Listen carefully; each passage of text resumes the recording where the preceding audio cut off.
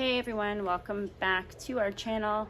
So we just got another shipment of filament. So as you can see here, tons of brand new colors. I'm really super excited for this one. So this is our rainbow PLA. I cannot wait to try these out. Stay tuned because I'm going to be doing some videos of random picks that I decide to print each day and just see how they work out, what it looks like. So stay tuned for that.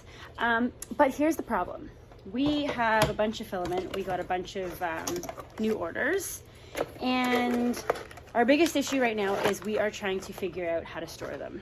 So right now, we have some shelves that just don't do us justice. So as you can see behind me, we've got very minimal shelving. We've got our box ones that haven't been opened yet, but unfortunately, there is not a lot of space for us to work with. So we decided to look on Amazon and we found some shelving that we're thinking might work.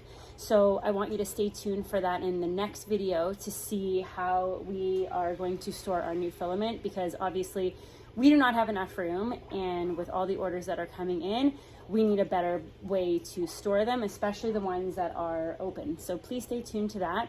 If you're enjoying this journey so far, just hit the like and subscribe button so that you can be updated with any of our new videos that come up. Thanks so much for watching.